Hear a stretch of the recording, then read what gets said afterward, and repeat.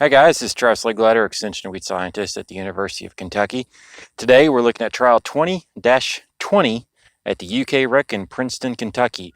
With this trial, we are evaluating the LLGT27 soybean system, and with this trial, it's highlighting some of the utility of that system. So this trial was planted on June 8th. The pre-emerge applications went on here on June 8th as well.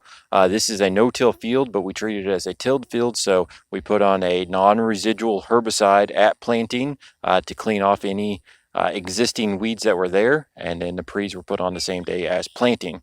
Then we came back with our post-application. That occurred on July 6th. Today, it's July 28th, so we are 22 days or 3 weeks after that post application. So again, evaluating the LLGT27 program. So we'll come in here and look at our untreated check.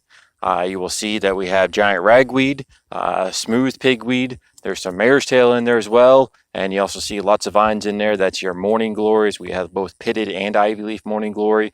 There's also annual grasses throughout, primarily large crabgrass, but we also have the foxtails, primarily giant foxtail, as well as some goosegrass as well throughout this trial. But you can see a very heavy population of broadleaves in here. The giant ragweed is still susceptible to glyphosate. The mare's tail is resistant to glyphosate. Okay, so let's go ahead and move into the treatments here. The LLGT27 soybeans are tolerant or resistant to glyphosate, glufosinate, which would be Liberty, and isoxaflutol, an HPPD inhibitor, or group 27. So we'll talk more about that isoxaflutol product as we get into these treatments. Here you have Residual SC pre, so that Residual went down on the day of planting, and that just giving you pyroxasulfone. Came back post, taking advantage of the fact we can apply both Liberty and Roundup. In this field, we do not have Palmer or water hemp, but again, we do have mare's tail. So where we do have glyphosate-resistant weeds, that's the advantage this system has, is that we can use that Liberty. We're still going to include the Roundup in there. Liberty is pretty weak on grasses, so that Roundup's going to help clean up those grasses. Overall, a very clean plot here. Maybe a few escaped morning glories here or there, but overall, very clean plot for that treatment. Next, we have Residual and Alite27 pre. So again, Residual is pyroxasulfone. Alite27 is going to be isoxaflutol. This product can only be applied to LLGT27 soybeans, and it can only be applied pre-emergence or pre-plant. It is not allowed to go over the top or post-emergence on these soybeans. We cannot apply it to other soybeans as it will turn those soybeans white. It is an HPPD inhibitor, also known as a bleacher.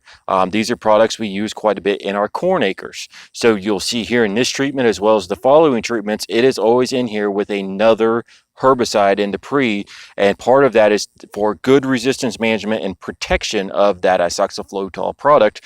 So whereas if we were just coming out here with that as the pre only, and then in your corn year we rely heavily on those HPPDs as well, that's when we're driving resistance towards those. And we have selected for resistance, not in Kentucky, but in other states, for HPPD resistance in Palmer and water hemp. So that's why we are very aware of it, and that's why you will be encouraged when you buy this product to tank mix it with another pre or another residual herbicide. And here they have it with Residual, again coming back with Liberty and Roundup post-emergence, as you will see in almost all of these. Again, a really clean plot, a few late escapes of some morning glories down in there, but overall a very clean plot here on this treatment. 2 effective sites of action coming in pre, and then coming back with that Liberty and Roundup.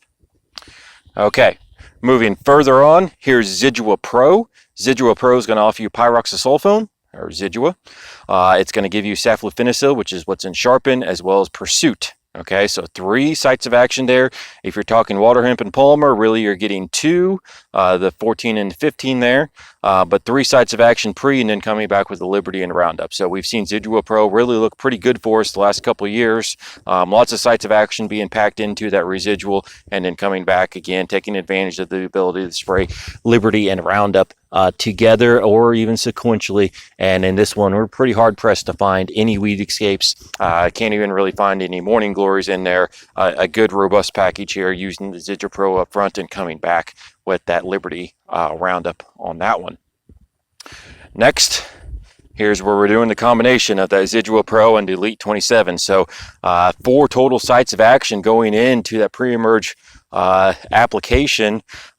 Really 2 to 3 of them are going to be effective against water hemp and palmer, which is what most guys are chasing or looking after, but 4 total sites of action, which is wonderful. And then again, coming back with the Liberty and Roundup on this one. So again, we'll duck in here and kind of look in a little bit, and I don't show you the whole plot. You can see one morning glory there, but we do expect a few morning glories to pop up in all of our plots, as that is a late emerging weed, but overall a very, very clean plot there on that one. Residual Pro Alite27 coming back with Roundup and Liberty. Here we're just looking at Residual Pro and Alite27. No post on this, pre only. We'll just kind of stand back here, and you can see there's some giant ragweed sticking up above there. You'll find a few morning glories, a few morning glory vines there as well. And this is what we'd expect for a pre-only, and the reality is for pre-only with no post, this is really a pretty good looking plot. You do have weeds throughout there. You do have some giant ragweeds and some morning glories. Not a lot of grass pressure, but overall we would never recommend just a pre-only. But this is just really showing the power of the pre. If you think back and go back and look at that untreated check, and you can see how effective these pre's are just by themselves. Obviously, we would want, like the previous treatment or all these other treatments where we have 2 posts, but this is really, or having a post after this, and that's the way our programs are designed. But just showing you the power of that pre, where we're getting 4 sites of action on this plot, and really looking pretty good for being almost 2 months out from that when that went on. Okay, here we have Matador. Okay, so this has S-metolachlor, metribuzin, and Pursuit. So you're getting 3 sites of action there. If you're talking water hemp and palmer, you're getting 2 effective sites of action. The Pursuit's not going to do much for you there, but still getting some good 3 sites of action on the ground, and 2 against water hemp and palmer, coming back with Liberty and Roundup. And I should say this is Matador, so it has metolachlor, not S-metolachlor. There is Matador S, which has S-metolachlor. The rate structures will be a little bit different, but both of those are going to give you that metolachlor product on the ground. And again, on this one, you do find a few morning glories coming up late here. But not a lot. Again, an overall very clean plot there with that robust residual up front, and coming back with Liberty and Power Max post-emergence, and that was again 3 weeks ago. And here we're looking at it with Alite27, so looking at that Matador with and without the Alite27, and coming back with Liberty and Roundup. And on this one, again, a really quite clean plot. There might be a few, you might be able to find a few morning glories in there if you look really hard, but overall, our giant ragweeds, our mare's tails, and our annual grasses are really controlled really well. And even those morning glories are really quite well controlled. And just a few late emergers that might sneak through there on us. So that's Matador Alite27. That's giving you 4 sites of action, 3 effective sites of action if you're looking at water hemp and palmer, and coming back with Liberty and Roundup. Here we have Sonic.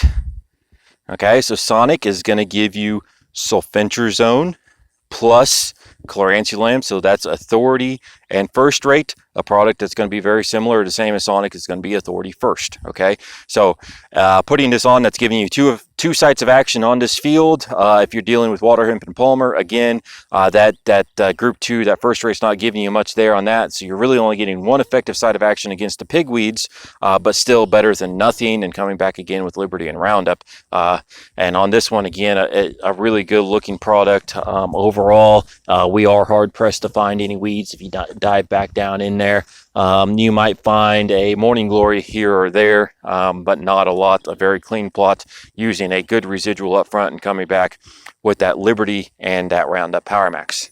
And then lastly, again, if you picked up on the structure of here, Sonic plus the Alite27. So adding in another effective site of action to that sonic, getting 3 sites of action on the ground, 2 sites of action against water hemp and palmer.